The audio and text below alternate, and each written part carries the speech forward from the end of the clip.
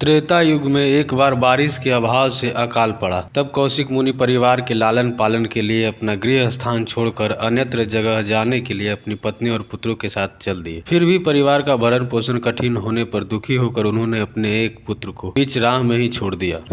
वह बालक भूख प्यास से रोने लगा। तभी उसने कुछ ही दूरी पर एक पीपल का वृक्ष और जल का कुंड देखा। उसमें भूख शांत करने के लिए पीपल के पत्तों को खाया और कुंड का जल पीकर अपनी प्यास बुझाई। वह बालक प्रतिदिन इसी तरह पत्ते और पानी पीकर और तपस्या कर समय गुजारने लगा। तभी एक दिन वहां देवर्षि नारद पहुंचे। बालक ने उनको नमन किया। नारद मुनि विपरीत दशा में बालक की विनम्रता देखकर खुश हुए। उन्होंने तुरंत बालक का यथोचित संस्कार कर वेदों की शिक्षा दी। उन्होंने उसे ओम नमो भगवते वासुदेवाय की मंत्र दीक्षा भी दी। वह बालक नित्य भगवान विष्णु के मंत्र का जप कर तप करने लगा। नारद मुनि उस बालक के साथ ही रहे। बालक की तपस्या से भगवान विष्णु प्रसन्न हुए। भगवान विष्णु ने प्रकट होकर बालक से वर मांगने को कहा। बालक ने भगवत भक्ति का वर मांगा। तब भगवान विष्णु ने बालक को योग और ज्ञान की शिक्षा दी, जिससे वह परम ज्ञानी महर्षि बन गया। एक दिन बालक के मन में जिज्ञासा पैदा हुई। उसने नारद मुनि से पूछा कि इतनी छोटी उम्र में ही क्यों मेरे माता पिता से अलगाव हो गया, क्यों मुझे इतनी पीड़ा भोगना पड़ रही है। आपने मुझे संस्कारित कर ब्राह्मण बनाया है, अतः मेरी पीड़ा का कारण भी बताएं। नारद मुनि ने बालक से कहा, तुमने पीपल के पत्तों को खाकर घोर तप किया है, इसलिए आज से तुम्हारा नाम पिपलाद रखता हूँ। जहाँ तक तुम्हारे कष्टों की बात है तो उसका कारण शनि ग्रह है, जिसके अहंकार बस धीमी चाल के कारण तुम्हारे साथ ही पूरा जगत भी अकाल की पीड़ा भोग रहा है। यह सुनकर बालक ने बहुत क्रोधित हो गया। उसने आवेशित होकर जैसे ही आकाश में विचरण कर रहे शनिदेव को देखा, तभी शनि ग्रह बालक पिपलाद के तेजो बल से जमीन पर एक पर्वत पर आ गिरा, जिससे वह अपंग हो गया। शनि की ऐसी दुर्दशा देख नारद मुनि खुश हो गए। उन्होंने सभी देवी देवताओं को यह दृश्य देखने के लिए बुलाया। तब वहां पर ब्रह्मदेव सहित अन्य देवों ने आकर बालक पिपलाद के आवेश को शांत कर कहा, नारद मुनि द्वारा रखा गया तुम्हारा नाम श्रेष्ठ है और आज से तुम पूरे जगत में इसी नाम से प्रसिद्ध होगे। जो भी व्यक्ति शनिवार के दिन पिपलाद का नाम ध्यान कर पूरी श्रद्धा और भगवान से पूजा करेगा, उसको शनि ग्रह के कष्टों से छुटकारा मिलेगा और उसको संतान सुख भी प्राप्त होंगे। ब्रह्मदेव ने साथ ही पिपलाद मुनि को शनि ग्रह की शांति के लिए उनकी पूजा और व्रत का विधान बताकर कहा कि तुम धाराशायी हुए शनि को अपने स्थान पर प्रतिष्ठित कर दो, क्योंकि वह निर्दोष है। पिपलाद मुनि ने भी ब्रह्मदेव के आदेश का पालन किया और उनसे शनिचर व्रत विधि जानकर जगत को शनि ग्रह की शांति का मार्ग बताया। इसलिए शनि ग्रह की शांति के लिए शनिवार के दिन पीपल के वृक्ष के साथ ही शनिदेव के पूजन की परंपरा है।